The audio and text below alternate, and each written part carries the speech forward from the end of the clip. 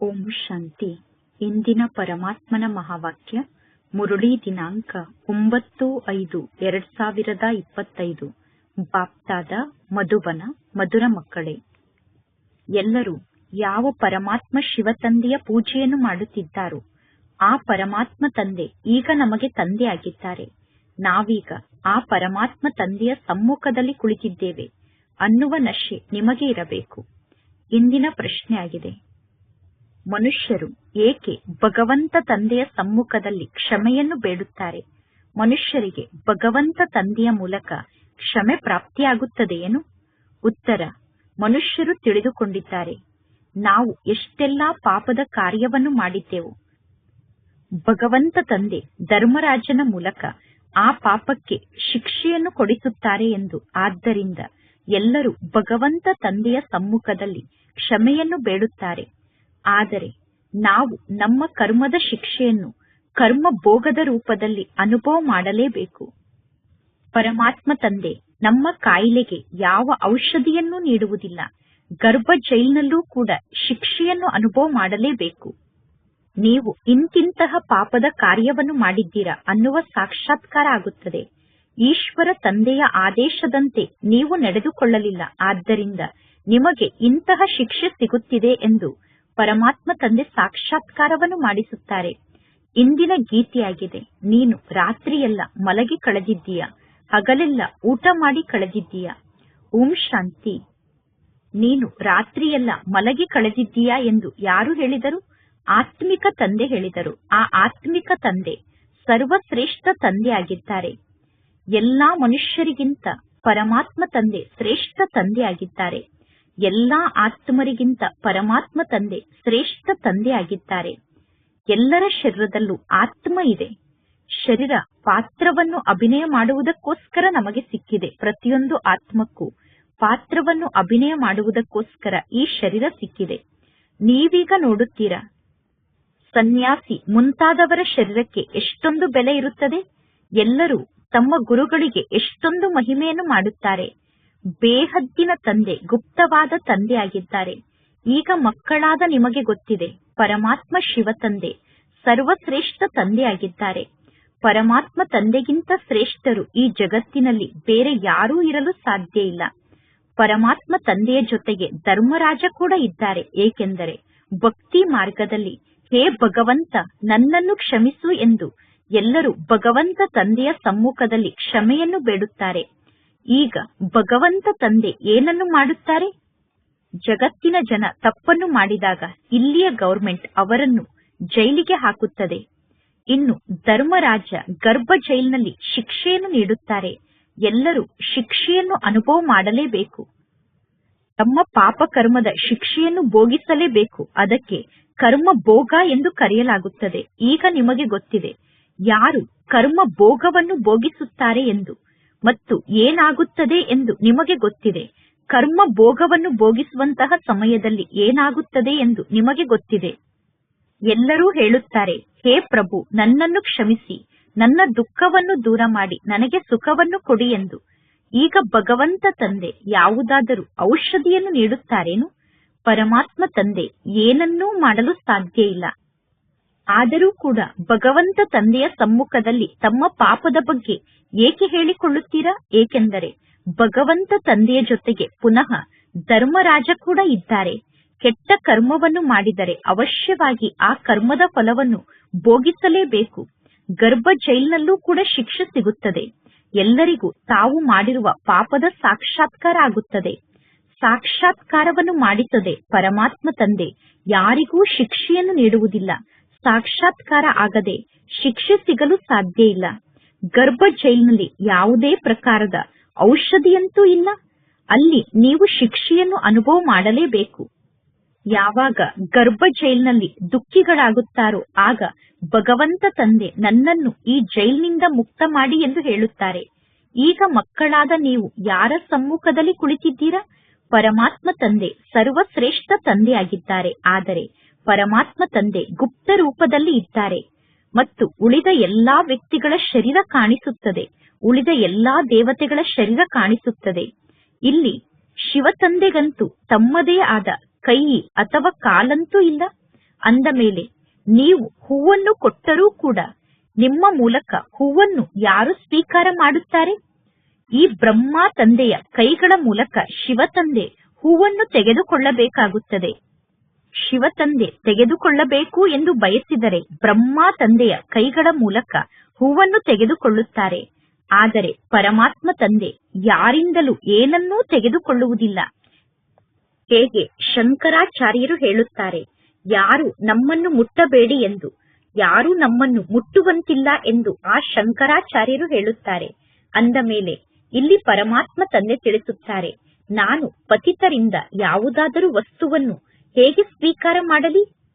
ನನಗೆ ಹೂವು ಮುಂತಾದದ್ದರ ಅವಶ್ಯಕತೆ ಇಲ್ಲ. ಭಕ್ತಿ ಮಾರ್ಗದಲ್ಲಿ ಸೋಮನಾಥ ಮುಂತಾದವರ ಮಂದಿರವನ್ನು ನಿರ್ಮಾಣ ಮಾಡುತ್ತಾರೆ. ಸೋಮನಾಥನ ಮಂದಿರಕ್ಕೆ ಹೋಗಿ ಅಲ್ಲಿ ಹೂವನ್ನು ಅರ್ಪಣೆ ಮಾಡುತ್ತಾರೆ. ಆದರೆ ನನಗಂತೂ ನನ್ನದೇ ಆದ ಶರೀರ ಇಲ್ಲ. ಆತ್ಮವನ್ನು ಯಾರಾದರೂ ಮುಟ್ಟಲು ಸಾಧ್ಯ ಇದೆಯೇನು? ಆತ್ಮವನ್ನು ಯಾರೂ ಮುಟ್ಟಲು ಸಾಧ್ಯ ಇಲ್ಲ. ಪರಮಾತ್ಮ ತಂದೆ ತಿಳಿಸುತ್ತಾರೆ, ನಾನು ಪತಿತ ಆತ್ಮರ ಮೂಲಕ ಹೇಗೆ ಹೂವನ್ನು ಸ್ವೀಕಾರ ಮಾಡಲಿ? ಪತಿತರಿಗೆ ಪರಮಾತ್ಮ ತಂದೆಯನ್ನು ಮುಟ್ಟಲೂ ಕೂಡ ಅವಕಾಶವನ್ನು ನೀಡುವುದಿಲ್ಲ. ಏಕೆಂದರೆ ಇಂದು ಬಾಬಾ ಎಂದು ಕರೆಯುತ್ತಾರೆ, ನಾಳೆ ಪುನಃ ಹೋಗಿ ನರಕದ ನಿವಾಸಿಗಳಾಗುತ್ತಾರೆ. ಅಂದ ಮೇಲೆ ಇಂಥವರನ್ನು ತಂದೆ ನೋಡುವುದೂ ಕೂಡ ಇಲ್ಲ. ಪರಮಾತ್ಮ ತಂದೆ ತಿಳಿಸುತ್ತಾರೆ, ನಾನು ಸರ್ವಶ್ರೇಷ್ಠ ತಂದೆಯಾಗಿದ್ದೇನೆ. ಈ ಸನ್ಯಾಸಿ ಮುಂತಾದವರ ಉದ್ಧಾರವನ್ನೂ ಕೂಡ ನಾಟಕದ ಅನುಸಾರ ನಾನು ಮಾಡಲೇಬೇಕು. ಯಾರಿಗೂ ನನ್ನ ಬಗ್ಗೆ ಗೊತ್ತಿಲ್ಲ. ಎಲ್ಲರೂ ಶಿವ ತಂದೆಯ ಪೂಜೆಯನ್ನು ಮಾಡುತ್ತಾರೆ. ಆದರೆ ಪರಮಾತ್ಮ ತಂದೆ ಗೀತೆಯ ಭಗವಂತ ಆಗಿದ್ದಾರೆ ಮತ್ತು ಆ ಪರಮಾತ್ಮ ತಂದೆ ಬಂದು ನಮಗೆ ಜ್ಞಾನವನ್ನು ನೀಡುತ್ತಾರೆ ಅನ್ನುವುದು ಯಾರಿಗೂ ಗೊತ್ತಿಲ್ಲ. ಭಗವದ್ಗೀತೆಯಲ್ಲಿ ಶ್ರೀಕೃಷ್ಣನ ಹೆಸರನ್ನು ತೋರಿಸಿದ್ದಾರೆ. ಶ್ರೀಕೃಷ್ಣ ಜ್ಞಾನವನ್ನು ನೀಡಿದರು ಎಂದು ಹೇಳುತ್ತಾರೆ. ಶ್ರೀಕೃಷ್ಣ ಜ್ಞಾನವನ್ನು ನೀಡಿದರೆ ಪುನಃ ಪರಮಾತ್ಮ ಶಿವ ತಂದೆ ಏನನ್ನು ಮಾಡುತ್ತಾರೆ? ಅಂದ ಮೇಲೆ ಮನುಷ್ಯರು ತಿಳಿದುಕೊಂಡಿದ್ದಾರೆ ಪರಮಾತ್ಮ ಶಿವ ತಂದೆ ಬರುವುದೇ ಇಲ್ಲ ಎಂದು. ಅರೆ, ಪತಿತ ಪಾವನ ಎಂದು ಶ್ರೀಕೃಷ್ಣನಿಗೆ ಕರೆಯಲು ಸಾಧ್ಯ ಇಲ್ಲ. ಪತಿತ ಪಾವನ ಎಂದು ಪರಮಾತ್ಮ ತಂದೆಯಾದ ನನಗೆ ನೀವು ಕರೆಯುತ್ತೀರಾ? ನಿಮ್ಮಲ್ಲೂ ಕೂಡ ಕೆಲವರು ಮಾತ್ರ ಪರಮಾತ್ಮ ತಂದೆಯನ್ನು ಇಷ್ಟೊಂದು ಗೌರವದ ದೃಷ್ಟಿಯಿಂದ ನೋಡುತ್ತಾರೆ. ಪರಮಾತ್ಮ ತಂದೆ ಬಹಳಷ್ಟು ಸಾಧಾರಣ ರೂಪದಲ್ಲಿ ಇದ್ದಾರೆ. ಪರಮಾತ್ಮ ತಂದೆ ತಿಳಿಸುತ್ತಾರೆ, ನಾನು ಈ ಸಾಧು ಸಂತರಿಗೂ ಕೂಡ ತಂದೆಯಾಗಿದ್ದೇನೆ. ನಾನು ಸಾಧು ಸಂತರು ಮುಂತಾದ ಎಲ್ಲಾ ಆತ್ಮರಿಗೂ ತಂದೆಯಾಗಿದ್ದೇನೆ. ಶಂಕರಾಚಾರ್ಯ ಮುಂತಾದ ಮಹಾತ್ಮರು ಏನಿದ್ದಾರೋ ಆ ಎಲ್ಲಾ ಆತ್ಮರಿಗೂ ನಾನು ತಂದೆಯಾಗಿದ್ದೇನೆ ಎಂದು ಪರಮಾತ್ಮ ತಂದೆ ತಿಳಿಸುತ್ತಾರೆ. ಯಾರು ಶರೀರಕ್ಕೆ ತಂದೆಯಾಗಿದ್ದಾರೋ ಆ ಶಾರೀರಿಕ ತಂದೆಯಂತೂ ಎಲ್ಲರಿಗೂ ಇದ್ದಾರೆ. ಆದರೆ ನಾನು ಸರ್ವರಿಗೂ ಆತ್ಮಕ್ಕೆ ತಂದೆಯಾಗಿದ್ದೇನೆ. ನಾನು ಸರ್ವ ಆತ್ಮರಿಗೂ ತಂದೆಯಾಗಿದ್ದೇನೆ. ಎಲ್ಲರೂ ನನ್ನ ಪೂಜೆಯನ್ನು ಮಾಡುತ್ತಾರೆ. ಈಗ ನೀವು ಆ ಪರಮಾತ್ಮ ತಂದೆಯ ಸಮ್ಮುಖದಲ್ಲಿ ಕುಳಿತಿದ್ದೀರಾ. ಆದರೆ ನಾವೀಗ ಯಾರ ಸಮ್ಮುಖದಲ್ಲಿ ಕುಳಿತಿದ್ದೇವೆ ಅನ್ನುವುದು ಯಾರಿಗೂ ಗೊತ್ತಿಲ್ಲ. ಆತ್ಮರು ಜನ್ಮ ಜನ್ಮಾಂತರದಿಂದ ದೇಹಾಭಿಮಾನದಲ್ಲಿ ಸಿಕ್ಕಿ ಹಾಕಿಕೊಂಡಿದ್ದಾರೆ.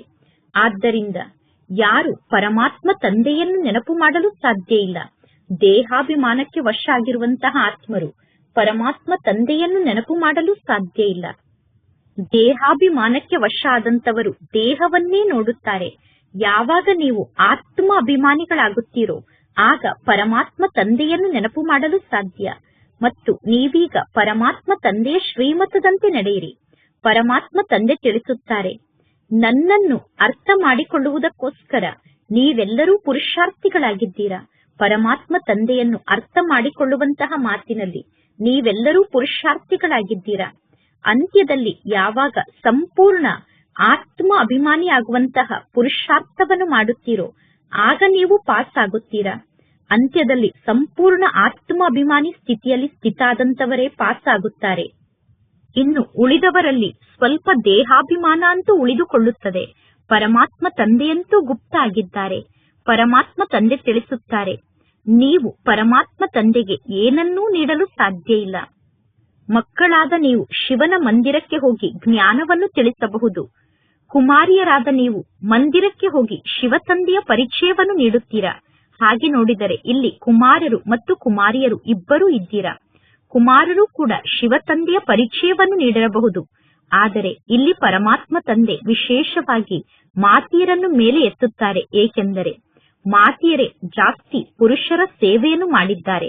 ಅಂದ ಮೇಲೆ ಮಕ್ಕಳಿಗೆ ಸೇವೆಯನ್ನು ಮಾಡುವಂತಹ ಆಸಕ್ತಿ ಇರಬೇಕು. ಹೇಗೆ ಆ ಲೌಕಿಕ ಶಿಕ್ಷಣವನ್ನು ಕಲಿಯುವಂತಹ ಆಸಕ್ತಿ ಇರುತ್ತದೆ, ಅದು ಶಾರೀರಿಕ ಶಿಕ್ಷಣ ಆಗಿದೆ. ಇದು ಆತ್ಮಿಕ ಶಿಕ್ಷಣ ಆಗಿದೆ. ಶಾರೀರಿಕ ಶಿಕ್ಷಣವನ್ನು ಕೂಡ ಎಲ್ಲರೂ ಕಲಿಯುತ್ತಾರೆ. ಡ್ರಿಲ್ ಮುಂತಾದದ್ದನ್ನು ಕಲಿಯುತ್ತಾರೆ. ಡ್ರಿಲ್ ಮುಂತಾದದ್ದನ್ನು ಕಲಿತರೂ ಕೂಡ ಅವರಿಗೆ ಯಾವ ಪ್ರಾಪ್ತಿಯೂ ಸಿಗುವುದಿಲ್ಲ. ತಿಳಿದುಕೊಳ್ಳಿ, ಈಗ ಯಾವುದಾದರೂ ಮಗು ಜನ್ಮವನ್ನು ತೆಗೆದುಕೊಳ್ಳುತ್ತದೆ.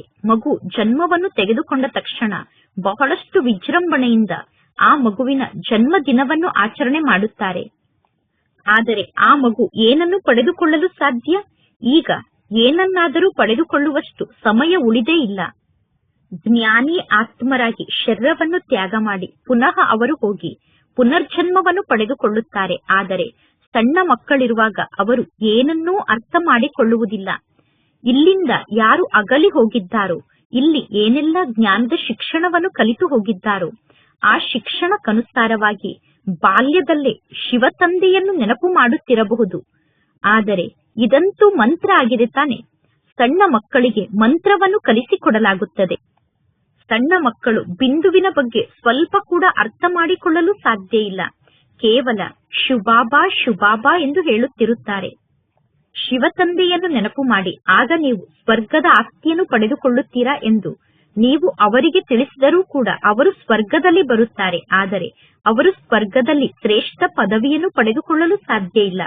ಇಂತಹ ಅನೇಕ ಮಕ್ಕಳು ಶಿವ ತಂದೆಯ ಬಳಿ ಬರುತ್ತಾರೆ, ಶುಭಾಬಾ ಶುಭಾಬಾ ಎಂದು ಹೇಳುತ್ತಿರುತ್ತಾರೆ.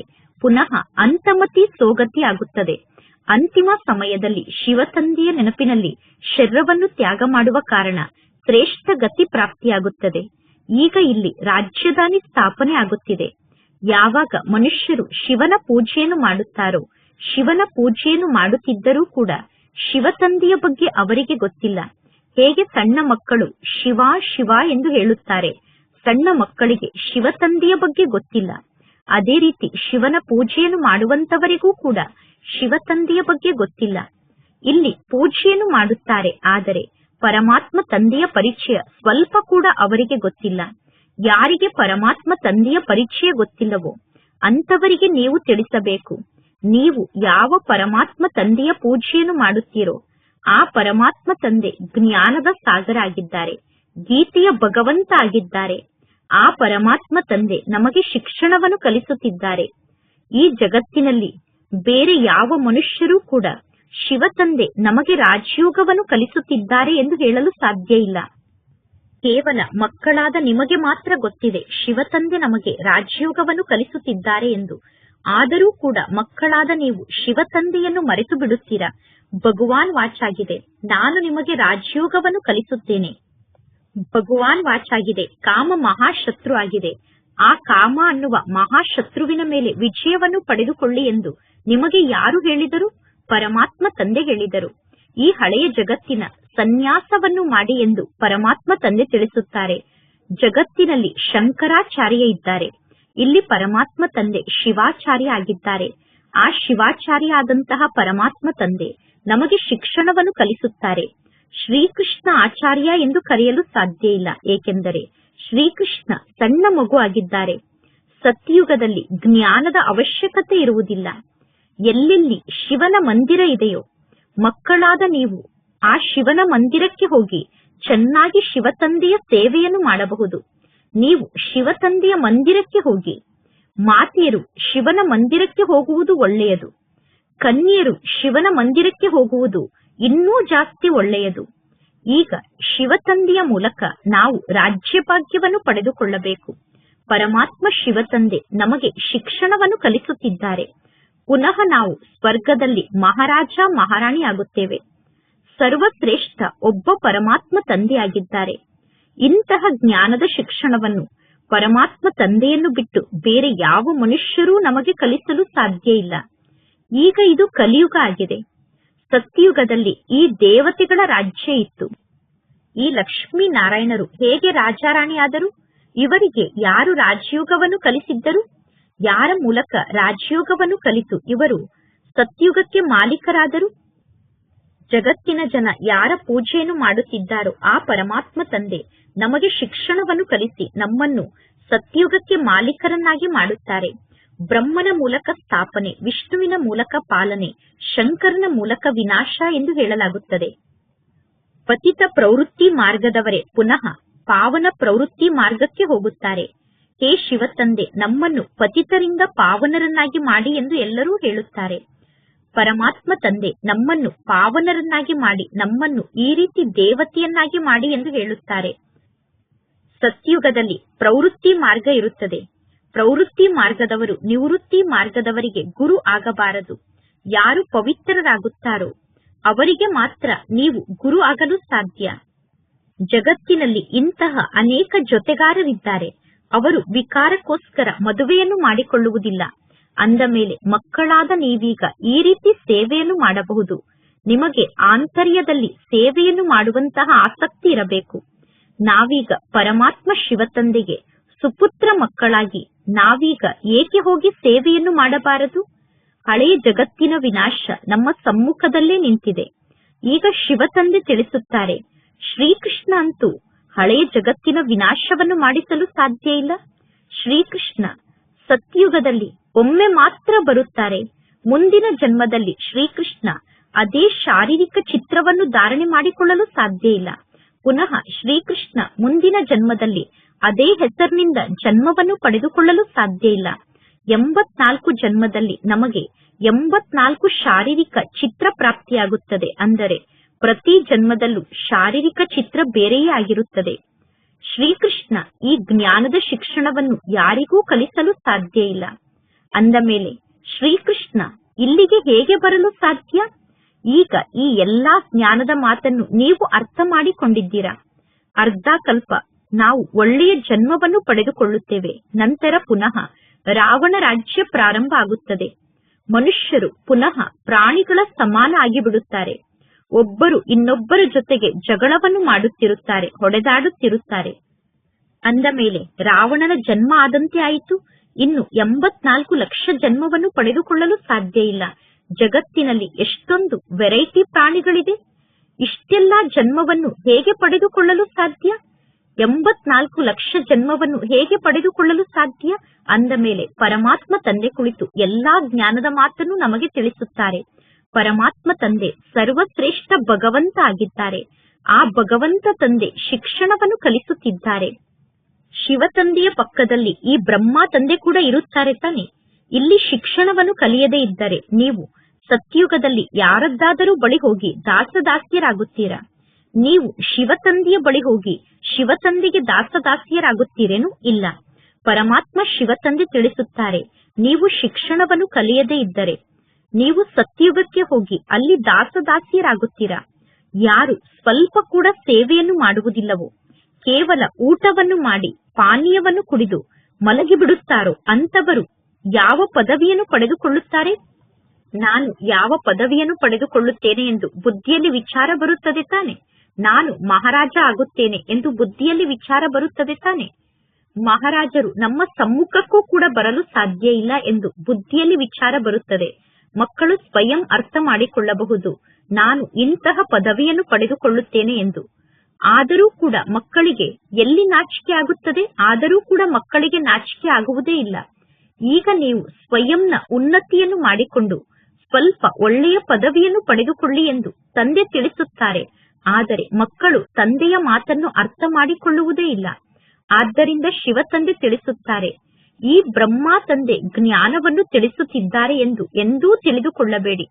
ಶಿವತಂದೆ ಜ್ಞಾನವನ್ನು ತಿಳಿಸುತ್ತಿದ್ದಾರೆ ಎಂದು ಸದಾ ತಿಳಿದುಕೊಳ್ಳಿ. ಶಿವತಂದೆಗೆ ಗೌರವವನ್ನು ಕೊಡಬೇಕು ತಾನೆ.